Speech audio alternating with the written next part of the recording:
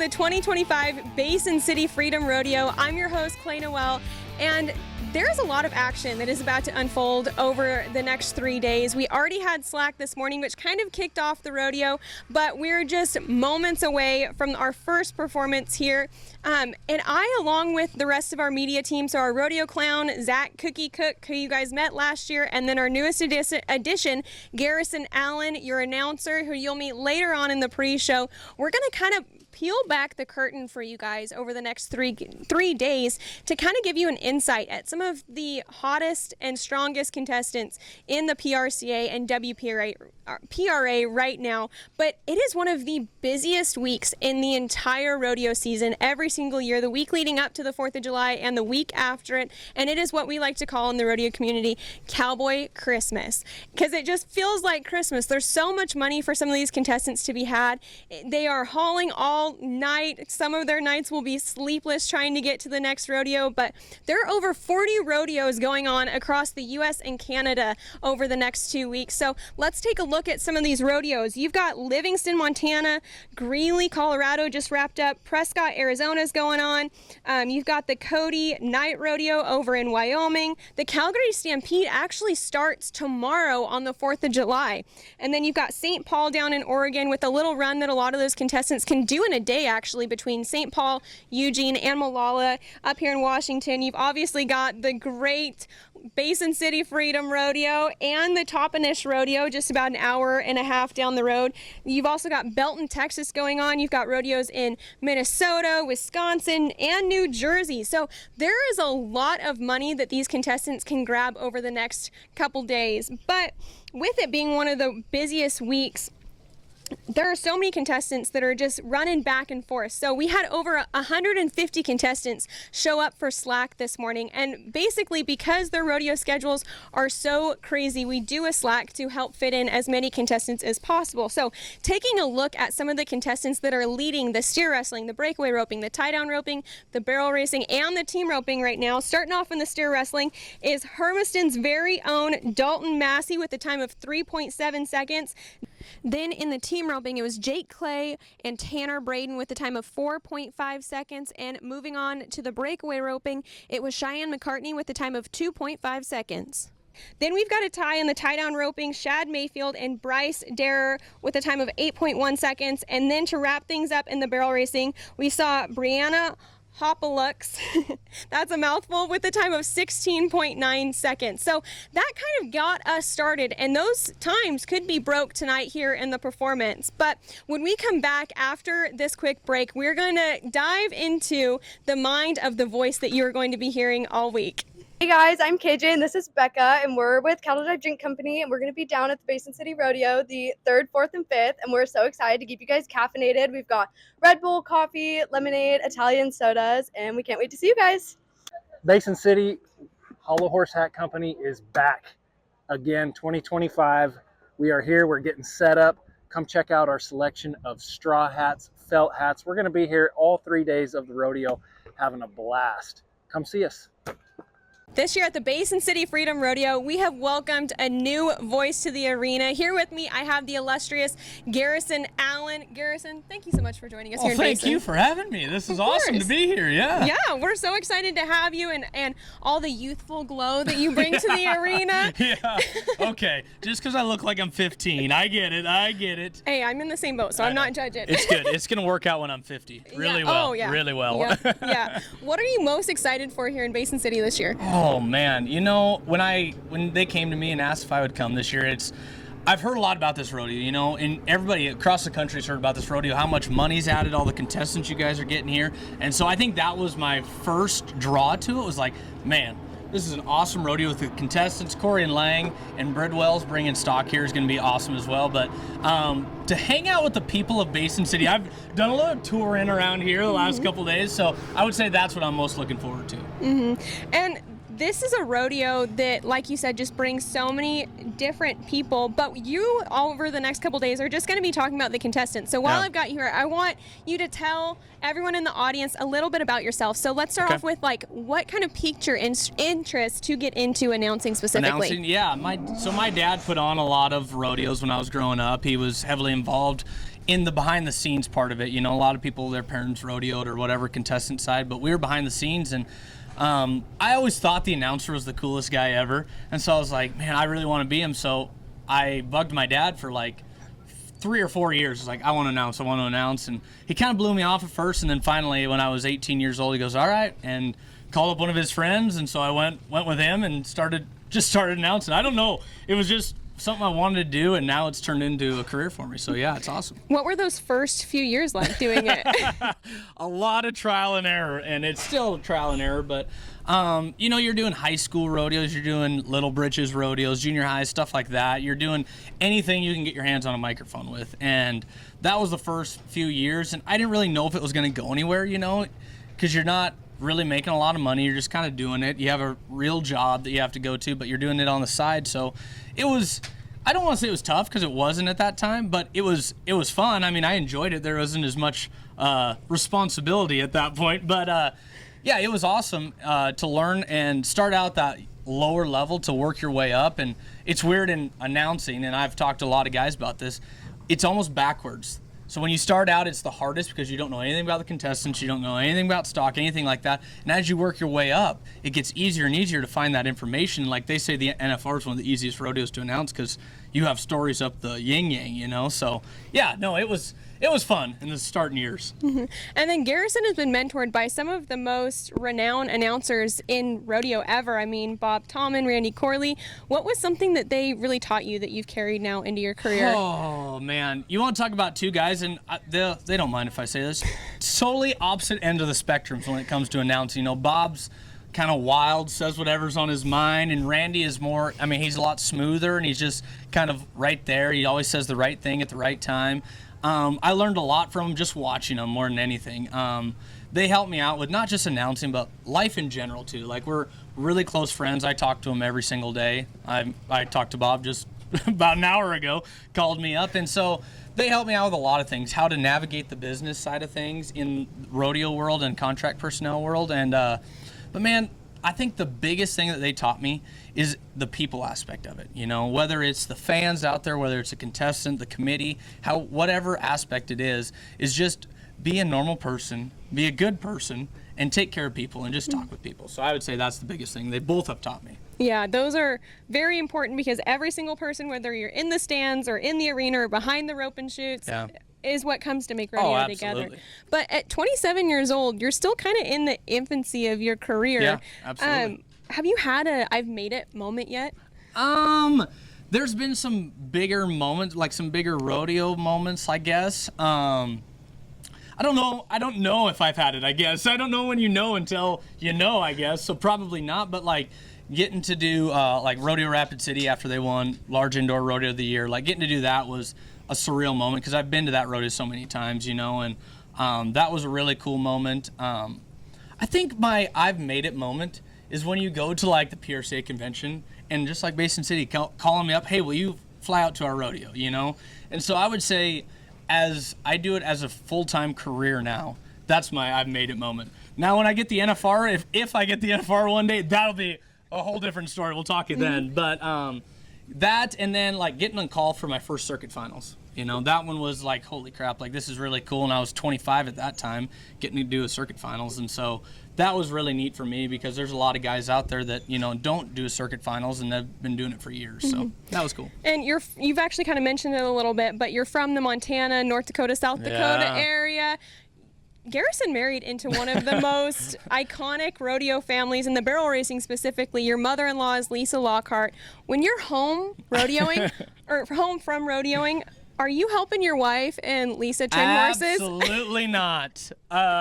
No, I actually have, so yes and no. Like we always ranch on those horses, most of them, like her really, really good ones, no. Like Louie doesn't get a saddle on anymore. Louie hasn't had a saddle on in 6 years. Rosa doesn't get a saddle on, ranching and stuff. But Cutter, who she's won the Pendleton Roundup on twice, that black horse of Lisa's, I told her I deserve the credit. And because a week before she went to Pendleton, I ranched on Cutter and got him settled down. So you're welcome, Lisa, for that. But No, I don't do much with like the training horse aspect of it all. I definitely help out and video a lot of runs. Oh my gosh, I have so many videos on my phone. It's not even funny. But more than just the barrel horse, and then like my father-in-law and my brother-in-law are big in the calf roping. And so they do a lot of training calf horses, breakaway horses, and stuff like that too. So I learn every day because I didn't grow up with the performance horse aspect side of things. So I learn every day from them, and I help out when I can, but not really. Well, and I'm sure learning that behind the scenes from them allows you to call what you're seeing in the arena better, huh? Yeah, I mean, there's a lot of things I learned just from being in the practice pen, in the tie-down roping, or in the barrel racing. I mean, even, like, I can see stuff now. They'll make fun of me up in the announcer stand because I'll be like, oh, check up. You know, stuff like that where you're like, what is he talking about right now? But, yeah, I see stuff a little bit differently now. I'm not an expert by any means, but yeah, absolutely. I've turned a few barrels too. I have a video, but I'm not going to send it to you. Well, maybe we want to see it outside in the arena this week. Oh, okay. All right, maybe. So, kind of mentioning announcing, what advice would you give some young kid that's out in the audience that hears your voice and goes, you know what, I can talk, I can gab. Sure. How do I get into that? What advice would you give those kids? Well, the first thing I would tell you, and somebody asked me this the other day too, the first thing I'd tell you, if I can do it, literally anybody can do it, okay? I was just a kid that talked too much. Like, that's all I was. And so, but I guess the greatest piece of advice I would give is, it's kind of a two-parter, but like, first, go out and do things. Make yourself uncomfortable. Go do banquets that you're not equipped for. Go do high school rodeos that you know nothing about. Just go make yourself uncomfortable and just keep working on your craft every time. And then the second piece of advice, you know, whether it's me, which I'm not that great of a mentor, but find somebody in the industry that you respect and you know they know what they're talking about, and cling to them, ask questions, because I did that so much, and I still do that to this day. I mean, you talked about Bob and Randy. Wayne Brooks is awesome. Will Rasmussen, Anthony Lucia. Like, I call those guys all the time, just like, hey, listen to this real quick, and I'll send them a clip. Like, what would you do different? What, you know, blah, blah, blah. And then, I mean, there's schools too. They have schools. Justin McKee has a great broadcasting and announcer clinic that I went to. Chad Nicholson, who we lost a few years ago, I went to his announcing school. So there's tons of opportunity to learn. And my greatest piece of advice would be go in, no plan B, because I don't have plan B. I don't know how to do anything else. So just go in, jump feet first in, and just go. Not face first. No, well, you could, but it might hurt. Well, mentioning the contestants that are up tonight, do you have any matchups that you're like, this is, because things are getting fired up here. Okay, slowly. well, I got to ask you a question. Is Joe riding? Joe's riding. Okay. My husband is up tonight. That's my pick of the night. Okay, right I'm there. glad, because I'm not biased enough to pick my husband for a pick of the night, so I'm glad someone did. You know, yeah, I'll pick Joe. I think he's going to win it. There's some timed event guys that I think is going to be outstanding. Derek Begay and Coulter Todd are up here tonight, and you want to talk about cowboy to the core, those two guys, and so I would look out for those guys. I'm trying to run through it in my head right now. I just did all the homework, but yeah, there's a young guy, and he's not too young, but Bodie Lammers, kind of flies under the radar. He's top 40 in the world, and he's up in the bareback riding, first guy out. And I think Bodie Lammers is going to start figuring it out and make his first NFR. I really do. I can just see it. So I'm pulling for Bodie Lammers. And I want to grow a mustache like that. That's what I really want. That's honestly my pick, but I'm so glad that we kind of talked into this, because when we come back after this break, we're actually going to dive in a little deeper to some of the contestants to watch that are out tonight. So we will be right back. Royal Family Farming is my family. It's a big family of many generations of farming, where we're growing a diversified set of crops, from what the ruminants give us in the protein, dairy, and beef, from fruits and vegetables, and a lot of the further processing that goes into that. The reason that's significant is because we are taking regenerative ag to a real scale, where we take these big farming operations and we're incorporating them together to be more regenerative, to work within the natural symbiosis that's going to have effect when you include the soil with the ruminants, with the worms, and with the other natural ecosystem to help us be more closed loop and more sustainable for long term. Freedom Rodeo. If you haven't been to the Freedom Rodeo, it is one of the funnest times. It's the ultimate Americana experience. It started with that in mind. It's continued to just every year exceed the year previous exceed expectation. We have sponsored it because we love it, because it's a great time for us and our employees. Take advantage of this awesome time, this awesome, beautiful time of year. Americana at its best.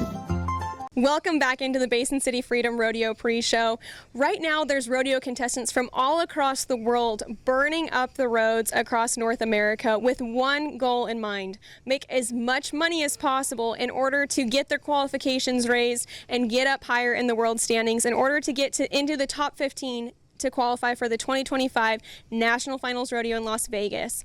Their travels over the next couple days can kind of, as we know, traveling down the road, things can happen. Contestants can get hurt, horses can get hurt, tires can blow, trucks can have problems. So please keep in mind that these contestants that we are going to list off here in a moment are scheduled to compete pending anything like that happening. But we all hope and pray that everyone gets here safely. But there is quite a lineup of contestants tonight. So I want to take a look at some of the ones that are really tough matchups for tonight. So starting off strong, as you heard in the last segment, Bodie Lammers is really on fire right now, and as Garrison said, he thinks he's well on his way to his first NFR, and I completely agree.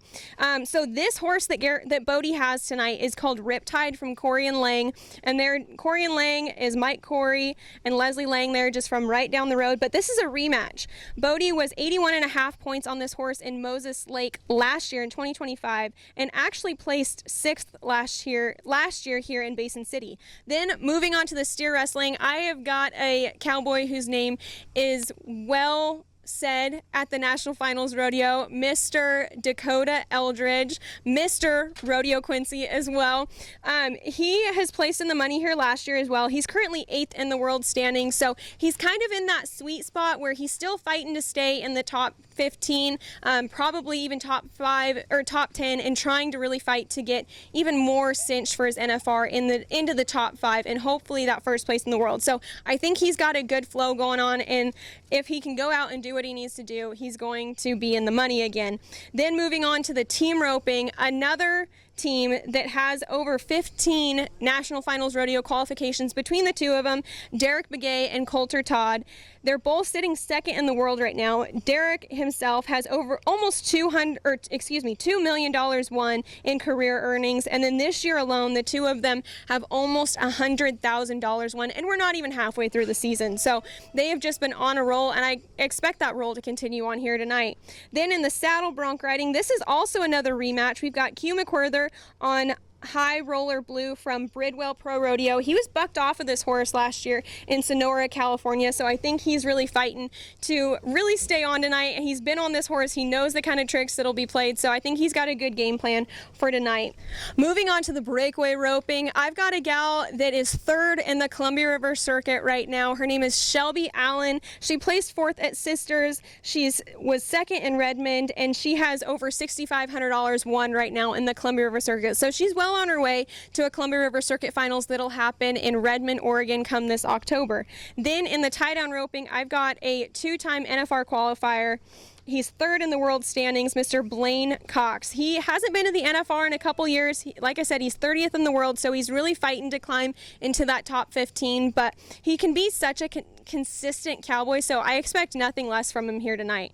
Then in the barrel racing, I have Miss Jordan Driver. She is currently 16th in the world standings, so 1 spot out. So she is really fighting to get into that top 15 tooth and nail right now. She's a 4-time college national finals qualifier, and she just graduated from Tarleton State University.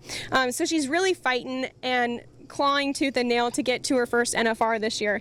Then in the bull riding, I've got JC Marriott. He's from just right down the road here in Washington. He's got Corey and Lang's Entitled Little, which is a really strong bull of theirs. So he is quite a tough cowboy. We've seen him get bucked down really hard in Grand Coulee, and he came back strong and got on a re-ride. So there is a lot that he could do tonight, and I'm excited to watch that happen. These contestants here are really gearing up to go, so I want you to go take a moment, cool down, get a nice cold drink, because things are starting to heat up here in Basin City, and we are one hot song away from rodeo time.